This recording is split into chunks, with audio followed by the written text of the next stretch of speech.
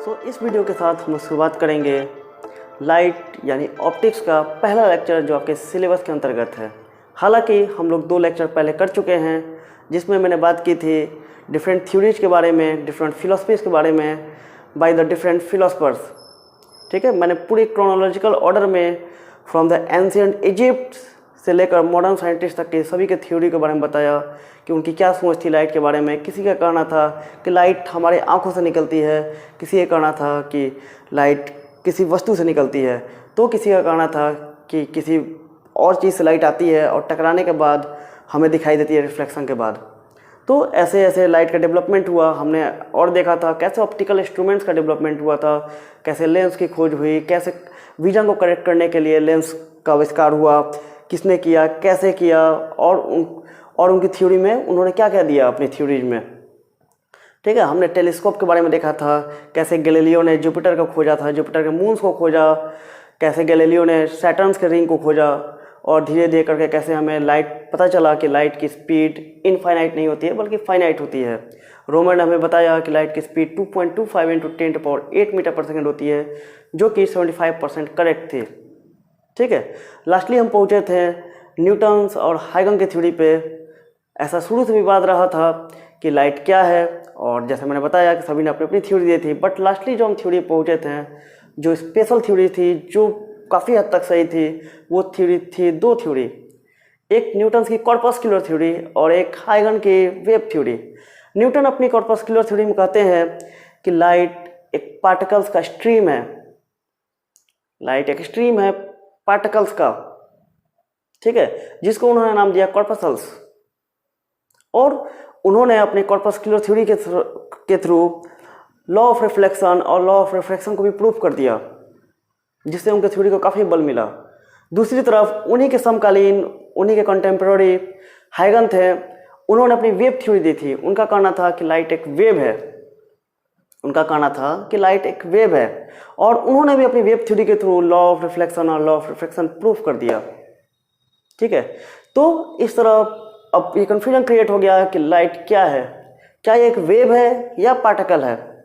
और जैसे जैसे समय आगे बढ़ा और थ्योरीज आई, मैक्सवेल ने हमें बताया कि लाइट एक इलेक्ट्रोमैग्नेटिक वेव है। ठीक है, हाइगन ने बोला था कि लाइट एक ट्रांसवर्स वेव है, और बिकॉज ट्रांसवर्स वेव एक मैकेनिकल वेव होती है, उसके लिए मीडियम की जरूरत होती है। तो जब पूछा गया कि बताइए कि जब सूर्य से यानी सन से जब अर्थ पर कोई रेज आती है तो बीच में काफ़ी वैकेंट स्पेस होता है जिसे हम वैक्यूम बोलते हैं। तो वैक्यूम में कैसे लाइट ट्रेवल करती है? If it is a wave, अगर एक वेव है तो कैसे वैक्यूम में ट्रेवल कर सकती है? Because you are saying that light is a transverse wave, and for the propagation of transverse wave there requires a medium. एक मीडियम की जरूरत होती है, और वहाँ तो कोई मीडियम है ही नहीं। तो हाइगन ने अपने बचने के लिए बोला कि पृथ्वी के बाहर यानी अर्थ के बाहर पूरे स्पेस में एक हाईली इलास्टिक मीडियम फैला हुआ है, जिसको उन्होंने नाम दिया ईथर, और लाइट इसी ईथर के थ्रू प्रोपगेट करता है, जो कि हमें दिखाई नहीं देता है, जो कि काफ़ी डाइल्यूट है। ठीक है, उन्होंने बचने के लिए बोल दिया। बट 1900 में मैक्सवेल ने 1900 में उसी के अराउंड, एग्जैक्ट मुझे डेटा 1860, ओके, इन 1860 मैक्सवेल ने हमें बताया कि लाइट एक इलेक्ट्रोमैग्नेटिक वेव है, और इलेक्ट्रोमैग्नेटिक वेव को किसी मीडियम की जरूरत नहीं होती है, वो वैक्यूम में भी ट्रेवल कर सकता है। समझ में आ रही है बात? सो न्यूटन की थ्योरी के अनुसार लाइट कॉर्पसल्स है, कॉर्पसल्स के स्ट्रीम है, लाइट कॉर्पसल्स से मिलकर बना है। न्यूटन और हाइगन के अनुसार लाइट क्या है? वेव है, और मैक्सवेल ने बोला कि लाइट एक इलेक्ट्रोमैग्नेटिक वेव है।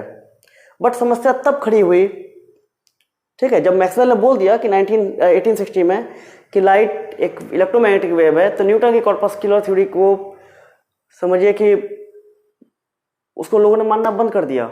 ऐसे न्यूटन की कॉर्पस्कुलर थ्योरी काफ़ी लंबे समय तक चली थी, क्योंकि न्यूटन ने कैलकुलस के थ्रू और मैकेनिक्स के थ्रू ऐसा आतंक मचाया था, ऐसा उनकी वाहवाही थी, चारों तरफ उनका बोलबाला था कि हाइगन को वैल्यू नहीं मिली थी।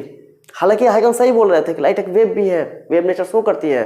उन्होंने अपने और उनकी थ्योरी को सपोर्ट किया था डबल स्लिट एक्सपेरिमेंट में। यंग ने डबल स्लिट एक्सपेरिमेंट करके थ्रू दिखाया उस पर कि जब कोहेरेंट सोर्स से लाइट निकलती है तो वो इंटरफेरेंस शो करती है। ठीक है, और इससे साबित होता है कि ये एक वेव है, लाइट वेव कैरेक्टर है, और इसे हाइगन के थ्योरी को बढ़ावा मिला था। बट न्यूटन तो भाई न्यूटन थे, उनका इतना बोलबाला था कि हाइगन के थ्योरी को उतनी वैल्यू नहीं मिली। ठीक है, बट जब इलेक्ट्रोमैग्नेटिक वेव प्रूफ हो गया, जब मैक्सवेल ने प्रूफ कर दिया, तो न्यूटन की थ्योरी को समापन हो गया कह सकते हैं हम। उनकी थ्योरी को लोगों ने मानना बंद कर दिया। बट एक कमाल की बात तब हुई जब 1900 के अराउंड 1900 में फोटो इलेक्ट्रिक इफेक्ट सामने आया, और पाया ऐसा गया कि जब किसी मेटल पे आप लाइट गिराते हैं तो उससे इलेक्ट्रॉन्स निकलते हैं। तो यहाँ तक तो ठीक था, बट ऐसा पाया गया कि जो इलेक्ट्रॉन्स निकलते हैं उनकी काइनेटिक एनर्जी डिपेंड नहीं करती है लाइट की इंटेंसिटी पे। और अगर लाइट वेव है, ठीक है, अगर लाइट वेव है तो वेव के लिए ये फॉर्मूला आपने अगर देखा होगा, SC/λ या E = h nu, where nu is frequency, okay, E is the energy. तो अगर लाइट एक वेव है तो और उसकी एक ये फ्रीक्वेंसी है, ये लैम्डा है, अगर ये इसको हम लैम्डा नाम दें तो ये कुछ एनर्जी कैरी करेगी, ओके, और ये एनर्जी डिपेंड करती है फ्रीक्वेंसी पे, बट जब ये थ्योरी फोटोइलेक्ट्रिक थ्योरी सामने आई, और फोटोइलेक्ट्रिक थ्योरी के अनुसार जब इस पर कोई लाइट गिरती है, ओके, तो इलेक्ट्रॉन्स जो निकलते हैं इससे, वो पाया गया कि फ्रीक्वेंसी पर डिपेंड नहीं करते हैं, उसकी इंटेंसिटी पर डिपेंड नहीं करते हैं। यहाँ पर अगर आप फ्रीक्वेंसी चेंज करते हैं तो एनर्जी चेंज हो जाएगी, और वो एनर्जी किसको मिलेगी? इलेक्ट्रॉन्स को मिलेगी। इलेक्ट्रॉन्स अगर बाहर निकल रहे हैं, और वो किस में कन्वर्ट हो जाएगी? Because energy neither be created not be destroyed. तो ये सारी की सारी एनर्जी किसको मिल जानी चाहिए थी? इलेक्ट्रॉन्स को मिल जानी चाहिए थी, और ये काइनेटिक एनर्जी में कन्वर्ट हो जानी चाहिए थी। आफ्टर थ्रेशोल्ड एनर्जी, कुछ एनर्जी इसको खर्च करनी पड़ती है इधर से निकलने के लिए, बाकी एनर्जी कन्वर्ट हो जानी चाहिए थी काइनेटिक एनर्जी में। बट ऐसा पाया गया कि लाइट की इंटेंसिटी पे इसकी काइनेटिक एनर्जी डिपेंड ही नहीं करती है। तो यहाँ पर लाइट का वेव कैरेक्टर सामने नहीं आ रहा है। वेव कैरेक्टर, अगर हम लाइट को वेव कहते हैं तो इस थ्योरी के अनुसार लाइट का वेव कहना गलत हो जाएगा। तब हमारे आइंस्टीन साहब सामने आए और उन्होंने प्रूफ किया, उन्होंने कहा, सॉरी प्रूफ नहीं किया, उन्होंने कहा, ठीक है, उन्होंने बोला कि जो आप एनर्जी देते हैं, ठीक है, वो इसका एक पार्ट खर्च हो जाता है इसकी थ्रेशोल्ड एनर्जी में, अब बाकी एनर्जी में कन्वर्ट हो जाता है इलेक्ट्रॉन्स की एनर्जी में। m is the mass of electron, ठीक है। तो ये एनर्जी कन्वर्ट हो जाती है इस फॉर्म में, और ऐसा उन्होंने कहा कि ये बिकॉज ऑफ पार्टिकल नेचर होता है। तो एक बार फिर पार्टिकल नेचर सामने आया, जो कि 100 सालों पहले खत्म हो चुका था। जो न्यूटन ने बोला था कि कॉर्पस्कुलर थ्योरी में कि पार्टिकल्स है, जिसको कॉर्पसल्स नाम दिया था, आइंस्टीन ने फिर उस पर बढ़ावा दिया। उन्होंने बोला कि yes, light is a stream of particles, जिसको उन्होंने नाम दिया फोटोन। बस उन्होंने नाम चेंज कर दिया, न्यूटन के कॉर्पसल्स को नाम उन्होंने चेंज करके आइंस्टीन के फोटोन हो गया वो, ठीक है। तो न्यूटन भी सही निकल गए। आइंस्टीन ने साबित कर दिया कि न्यूटन सही थे, मैक्सवेल ने साबित किया कि हाइगन सही थे। तो गलत कौन था? तो गलत कोई नहीं था। लाइट पार्टिकल भी है, लाइट वेव भी है। लाइट पार्टिकल भी है, लाइट वेव भी है। ये दोनों कैरेक्टर रखता है। कभी वो पार्टिकल कैरेक्टर शो करता है, कभी वो वेव कैरेक्टर शो करता है। और इलेक्ट्रॉन्स का भी ड्यूअल कैरेक्टर है। इलेक्ट्रॉन्स भी कभी पार्टिकल के रूप में सामने आता है, कभी वेव के रूप में सामने आता है, ठीक है। हालांकि अगर जब आप पढ़ेंगे डी ब्रोगली के बारे में पढ़ेंगे, आप प्लैंक के बारे में पढ़ेंगे, सब इनकी सारी थ्योरीज को जब एक जगह किया जाएगा, हाइजेनबर्ग का किया जाएगा, तो आप पाएंगे कि हर एक मैटर, जब आप एटॉमिक स्ट्रक्चर पढ़ेंगे डिटेल में, तब पाएंगे हर एक मैटर में ड्यूअल कैरेक्टर है। चाहे वो आप हो या मैं हूँ या कुछ भी हो, चाहे व्हाइट बोर्ड हो या पेन हो, हर एक में ड्यूअल कैरेक्टर है। हर एक चीज़ वेव भी है, हर एक चीज़ पार्टिकल नेचर भी रखती है।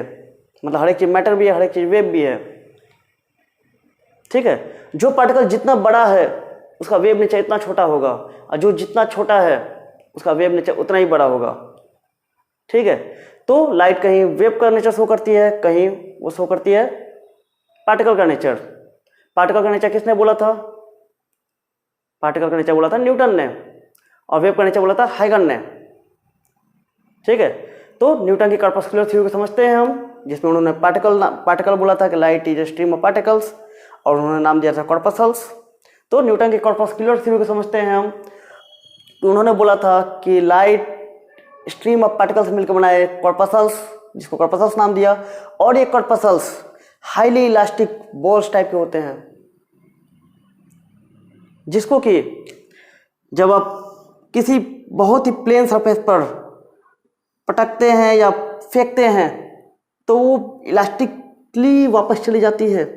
जैसा आपने गेंद देखी होगी, एक पहले गेंद आती थी मेरे टाइम में, अराउंड 10 ईयर्स पहले, 10 या 15 ईयर्स पहले, एक 5 रुपये गेंद आती थी, छोटी सी गेंद, अभी मिलती होगी वो। जब उसको छोड़ते थे तो काफ़ी इलास्टिक थी, वो काफ़ी हाइट तक जाती थी, या उसको थोड़ा सा नीचे छोड़िए तो काफ़ी ऊपर तक जाती थी।